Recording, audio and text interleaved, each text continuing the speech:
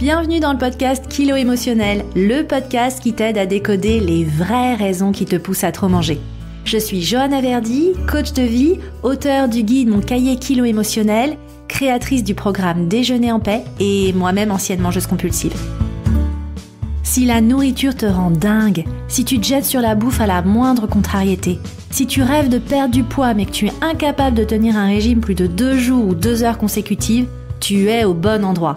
Avec ce podcast, je vais te montrer comment sortir de l'obsession alimentaire et faire la paix avec ton assiette et ta balance pour que tu puisses enfin consacrer ton énergie à ce qui compte vraiment. Hello et bienvenue dans ce nouvel épisode. Alors aujourd'hui, je te propose qu'on fasse ensemble un plongeon dans le passé.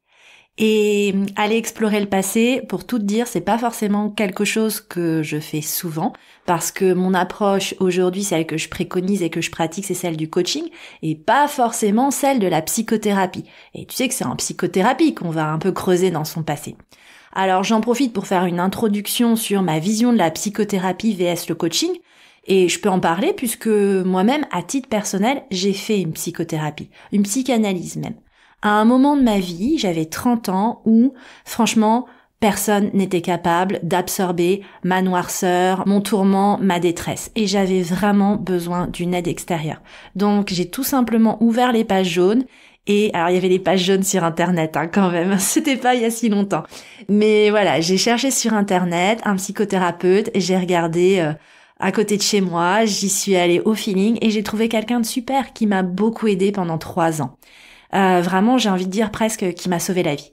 Mais paradoxalement, je sortais des séances en ayant l'impression d'avoir vidé mon sac à dos de cailloux, je me sentais plus légère, j'avais compris les choses, je me sentais vraiment plus forte, plus clairvoyante. Mais paradoxalement, je retournais dans ma vie réelle et si quelqu'un me disait quelque chose qui me blessait ou ne me rappelait pas, ou si je vivais une situation où je me sentais rejetée ou humiliée, rebelote, je me jetais encore sur la bouffe. Et pour moi, c'était terrible cette période-là. C'était la double peine. Parce que non seulement j'étais dans l'auto-sabotage, mais en plus, j'avais le recul, je me voyais faire, j'avais compris pourquoi je faisais ça. Et pourtant, je pouvais pas m'en empêcher. Et moi, avec le recul, aujourd'hui, c'est un petit peu comme ça que je vois les choses et que je décris les choses. Alors, c'est très métaphorique et encore une fois, chaque métier a une utilité, mais pour moi, le sentiment que j'ai aujourd'hui, c'est que c'est un peu comme si t'invites 3 copines à dîner et t'as pas eu le temps de faire les courses. Est-ce que c'est en allant soulever le couvercle de la poubelle et en allant fouiller dans les déchets que tu vas leur faire à manger? Non. Tu vas ouvrir tes placards, tu vas ouvrir ton frigo et tu vas leur préparer un truc super avec ce que t'as sous la main. Et pour moi, c'est la différence. C'est-à-dire que la psychothérapie, je le dis avec beaucoup de bienveillance, c'est vrai qu'on a tendance à aller fouiller, essayer de comprendre, parler en long, en large et en travers de toutes les situations qu'on a vécues pour essayer de comprendre qui on est aujourd'hui. Alors que dans ma vision du coaching, on te prend tel que t'es aujourd'hui, avec tes forces, tes casseroles, on en a toutes, c'est normal, c'est notre expérience humaine, et on t'aide à construire une identité qui serve tes intérêts et te permette de devenir celle que tu veux devenir dans le futur. Donc on n'est plus à fouiller dans le passé. Le truc, c'est que malgré tout, on a des mécanismes d'auto-sabotage qu'on a besoin de déconstruire. Et avec moi, on ne déprogramme rien. Tu vas parfois entendre des coachs te dire qu'ils vont déprogrammer ton addiction au sucre ou tes blessures émotionnelles du passé. Pour moi, tout ça, c'est bullshit. Ça fera toujours partie de toi. Tes expériences, tes ressentis, ça fera toujours partie de toi. En revanche, ce qu'on peut faire et ce qu'on a besoin de faire, c'est de déconstruire. Défaire toutes ces briques qui font aujourd'hui tes croyances, tes convictions, celles que t'es aujourd'hui, déconstruire tout ça et reconstruire quelque chose qui sert tes intérêts, quelque chose qui te convienne, quelque chose qui serve à construire ton avenir. Et pour ça, on a besoin de déconstruire des narratifs toxiques qui ne sont généralement pas les nôtres. Ces narratifs, ils se forment généralement sur la base de petites phrases qu'on a entendues enfant ou ado et qu'on continue de croire à l'âge adulte. Des petites phrases ou des croyances qui continuent de driver notre comportement, nos choix, nos décisions, nos peurs et nos angoisses, même si ça nous fait du mal aujourd'hui. Alors, dans cet épisode, je te propose qu'on analyse, non pas pour comprendre ou donner la responsabilité de ce qui nous arrive aux autres, mais au contraire pour reprendre le pouvoir et ressentir à quel point aujourd'hui notre comportement et nos choix sont guidés par des croyances qui ont été érigées finalement par d'autres. Donc au programme de l'épisode aujourd'hui, j'ai sélectionné 6 phrases que tu as peut-être entendues et on va aller les analyser ensemble. On va aller analyser leur signification ou en tout cas l'interprétation qu'on a pu en faire et on va surtout s'intéresser aux conséquences que toutes ces petites phrases et ces croyances associées ont sur notre relation à la nourriture aujourd'hui. Alors évidemment, c'est pas une liste exhaustive, mais j'ai essayé de couvrir différents sujets. Je suis sûre que tu vas te reconnaître dans l'une ou l'autre de ces phrases. Alors la première phrase que j'ai sélectionnée, c'est « Tu as un si joli visage, si seulement tu perdais un peu de poids ». Et cette phrase, elle est terrible, je sais que vous êtes nombreuses à l'avoir entendue. Ce que ça dit, c'est « Une partie de toi est acceptable, mais pas tout ». Souvent, c'est le visage qui est considéré comme acceptable, mais le corps, lui, il ne l'est pas.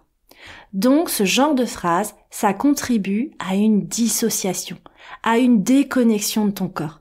Et d'ailleurs, les participantes de mon programme Déjeuner en paix, quand elles démarrent avec moi, c'est souvent ce qu'elles me disent au démarrage. C'est vraiment ma tête c'est moi, mais mon corps c'est pas moi. Et souvent, et tu te reconnais peut-être là-dedans aussi, t'es une tête pensante. Tout se passe dans la tête. Ça cogite, ça cogite, ça cogite. Mais le corps, finalement, en dessous, là, tu me vois pas, mais je dessine un trait au niveau de la gorge. Tout ce qu'il y a en dessous de la gorge, c'est une sorte de masse informe à laquelle t'es pas connecté et que t'essayes, par le pouvoir de la pensée et de l'intellectualisation, de modeler d'une certaine façon. Mais tu vois, ça contribue vraiment à une dissociation entre ta tête et ton corps. Et ça encapsule un message. Ce message, c'est tu seras enfin assez bien, complète, acceptable, digne d'être validée, d'être aimée, quand tu auras maigri. Ça instille en toi la notion d'attente, de conditionnel. Si seulement, le jour où. Et le résultat à l'âge adulte, c'est quoi? C'est que t'es déconnecté de ton corps. Et t'attends de maigrir pour commencer à vivre et à te sentir complète et légitime. Et t'as vraiment en toi cette idée que ta vie ne commencera que quand tu auras maigri. Et aussi l'idée en toi que t'es pas complète ou que t'es pas digne d'être aimée telle que t'es aujourd'hui. Il y a des parties qui sont acceptables, mais il y a d'autres parties qui le sont pas. La deuxième phrase que j'ai sélectionnée, c'est une question. T'as pas un peu grossi? Et cette question, en général, elle peut s'accompagner de la précision de certaines parties de ton corps. T'as pas un peu grossi des fesses? Ou des bras? Ou des hanches? Et quand on te pose cette question, t'es vulnérable. On te regarde. Tu attires les regards d'une façon négative. On te juge pour ton apparence physique. Mais autant tu peux cacher tes ressentis émotionnels, autant tu peux pas cacher ton corps. C'est ce que les autres voient de toi. Et le résultat aujourd'hui, c'est que t'accordes un attachement excessif à ton poids et à ton apparence. Et soit tu bascules dans la restriction, pour maigrir et enfin ne plus attirer les regards, ou au contraire, tu bascules dans l'hyperphagie pour avoir cette couche de protection, puisque finalement le gras c'est aussi une protection qui va te protéger des regards. Et tu vois, dans les deux cas, ce sont des mécanismes de protection pour disparaître, pour ne pas te faire remarquer. Et ça contribue à te faire perdre ton estime de toi, car tout est concentré sur ton apparence physique. La troisième phrase que tu as peut-être entendue, c'est « T'es sûr que tu vas manger tout ça ?» ou « T'es sûr que tu vas te resservir ?» Ce genre de phrase, ça instille en nous le doute. C'est vrai après tout. Est-ce qu'on est capable de savoir ce dont on a besoin? Est-ce qu'on peut se faire confiance? Est-ce que les autres ne savent pas mieux que nous en fait? Et oui, peut-être que ta mère savait ce qu'il y avait de mieux pour toi quand t'avais 5 ans. Elle savait que manger tout le paquet de bonbons, ça allait te faire mal au ventre ou que ça allait faire des caries. Encore, elle a pu déjà se tromper à l'époque sur ses commentaires. Mais aujourd'hui, personne ne sait mieux que toi ce qui est bon pour toi. Et pourtant, tu continues de chercher l'approbation à l'extérieur. Ou tu continues de chercher un cadre rassurant à l'extérieur. D'où la popularité de programmes comme Weight Watchers avec le système de points qui donne un cadre rassurant.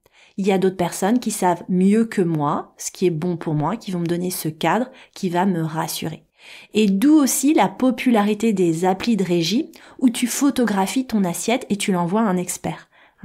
Tu finalement soumets ton assiette à un regard extérieur, quelqu'un qui est censé savoir mieux que toi ce qui est bon pour toi, parce que tu as perdu toute confiance en toi. Et tu vois, j'insiste vraiment sur le fait que c'est ce genre de petite phrase qui fait qu'aujourd'hui, t'as plus confiance en toi et t'as plus confiance en tes sensations alimentaires. Et quand t'es plus capable de te faire confiance sur le truc tout simple, de ce que tu mets dans ton assiette et dans ta bouche, mais comment tu veux te faire confiance pour les grandes décisions de ta vie? Donc tu vois, ça vient vraiment faire vaciller toute cette confiance que tu peux avoir en toi. La 4e phrase que tu as peut-être entendue, c'est « T'as un sacré appétit pour une fille ».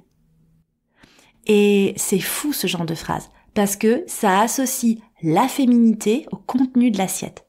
Ça renvoie finalement à ces attentes sur le comportement d'une fille qui doit respecter les règles, se tenir droite, se faire discrète, manger peu, rire sans se faire remarquer. Ça incite à se faire petite. Qu'est-ce que ça veut dire, t'as un sacré appétit pour une fille? Ça veut dire que si je mange trop, je suis pas une fille? Je suis pas une femme? Mais je suis pas un garçon non plus, ça je le sais. Alors je suis quoi? Je suis une baleine? Un monstre? C'est déstabilisant parce que ça remet en cause en profondeur ton identité et encore une fois, ça contribue à faire vaciller ta confiance en toi, ta perception de toi-même, de ton identité, de ta féminité, de ta place aussi par rapport aux autres. La 5e phrase que tu as peut-être entendue, c'est « Faut faire attention, on grossit vite dans la famille ». Et cette phrase, elle est terrible parce qu'elle fait peser au-dessus de ta tête une véritable épée de Damoclès.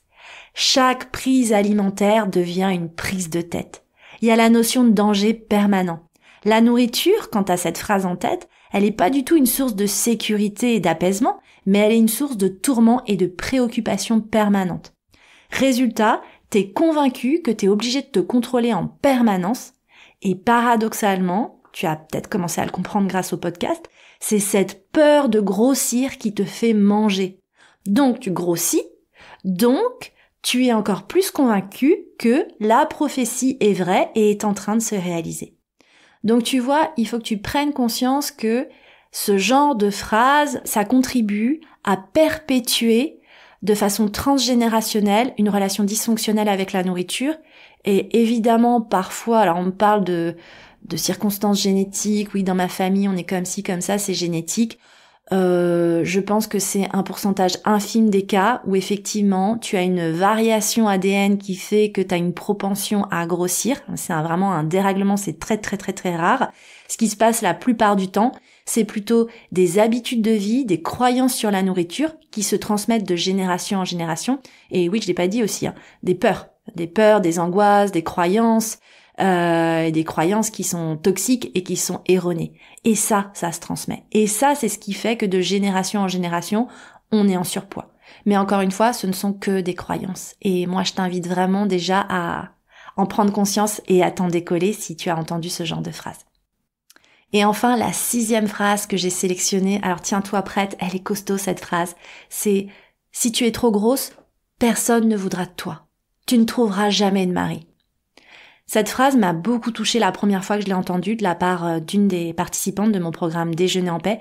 Elle l'avait entendue de la bouche de son père. Et je te laisse imaginer à quel point ça te marque au fer rouge. Ce qui est dingue dans ce genre de phrase, c'est que ça conditionne ton apparence physique et ton poids à la notion de séduction, de couple et d'amour. Donc t'intègres le fait que tu es digne d'être aimé seulement si tu fais un certain poids ou seulement si tu ne dépasses pas un certain poids. Sinon, tu seras rejeté ou ignoré. Donc le désir passe par mon apparence physique et par mon poids. Et évidemment, encore une fois, c'est ce genre de prophétie, quand elle est tellement profondément ancrée en toi, qui se réalise. Et tu te retrouves à l'âge adulte à avoir des difficultés dans tes relations amoureuses, des difficultés à rencontrer l'autre, à l'impression que personne ne s'intéresse à toi, personne ne t'aimera jamais, et évidemment du coup la justification c'est t'es trop grosse, donc tu trouveras l'amour quand t'auras perdu du poids, et ça génère aussi souvent des difficultés dans les relations amoureuses, difficultés à maintenir une relation longue, ou une dynamique relationnelle qui est malsaine, où tu te soumets à l'autre, tu te soumets au regard et au jugement de ton partenaire, t'es ultra sensible au jugement de ton conjoint, t'es vraiment vachement en insécurité, et dès que ton conjoint ne te donne plus des signes d'intérêt pour toi, mais t'es en panique totale, parce que il y a une partie de toi qui est convaincue que peut-être qu'il ne veut plus de toi, il ne s'intéresse plus à toi parce que tu es trop grosse et que, par exemple, il va être attiré par une fille plus mince. Donc, ça peut aussi générer des comportements de jalousie excessive qui, encore plus exacerbent les tensions dans ton couple et fait que ça devient juste invivable ou très compliqué à vivre au quotidien. Et ce genre de phrase, ça peut vraiment être à double tranchant si t'as subi des attouchements ou si t'as eu une entrée compliquée dans la sexualité. Parce qu'en fait, il y a une partie de toi qui finalement va aussi y voir une opportunité de protection. Bah oui, si je suis grosse, personne ne me regardera. Personne ne posera son désir sur moi. Je ne serai plus objet de désir, je ne serai plus vulnérable. Et en fait, ça m'arrange. Une partie de moi me fait grossir ou m'empêche de perdre ces kilos de protection. Et ça, j'ai tout un épisode, c'est l'épisode numéro 6 sur les kilos de protection, et j'ai aussi consacré un atelier de 2 heures sur ce sujet si ça t'intéresse. Donc en conclusion, je voudrais vraiment t'inviter à te poser la question, est-ce que toi aussi tu as entendu ce genre de phrase et comment ça se manifeste dans ta vie de femme et de mangeuse aujourd'hui? Et est-ce que tu aurais envie de changer ces croyances en profondeur?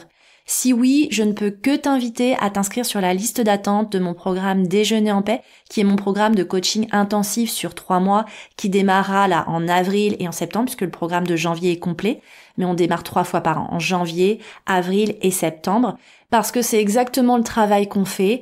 On déconstruit toutes ces croyances toxiques qu'on continue de porter malgré nous, et on vient reconstruire quelque chose qui serve nos intérêts et qui nous aide à écrire l'avenir. Et que tu décides de travailler avec moi ou pas un jour, je t'invite vraiment à prendre conscience des phrases que tu prononces parfois toi-même malgré toi, juste parce que finalement elles sont gravées dans ton subconscient, des phrases que tu prononces peut-être avec tes propres enfants ou avec tes proches. Parce que on a tendance à reproduire malgré nous certains schémas. C'est vraiment ce qu'on appelle la transmission générationnelle, un sujet que j'ai détaillé dans l'épisode 10 du podcast. Et si tu as entendu une ou plusieurs de ces phrases, n'hésite pas à venir me le dire sur les réseaux, à venir partager avec moi. Et évidemment, si tu as aimé cet épisode, si tu aimes le podcast et que tu veux le soutenir, eh bien, continue de lui distribuer une pluie d'étoiles et des commentaires positifs sur les plateformes de diffusion. Ça permet de soutenir mon travail et d'encourager les plateformes à mettre ces épisodes en face des oreilles de celles et ceux qui en ont besoin.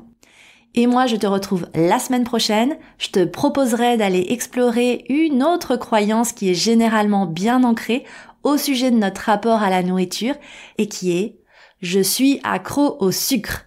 Alors, tu as peut-être entendu que le sucre, c'est une drogue, que ça rend addict et peut-être que toi-même, tu as l'impression de te comporter avec le sucre comme une junkie. Si c'est le cas, on en parle la semaine prochaine. Je te remercie pour ta présence et je te donne rendez-vous au prochain épisode.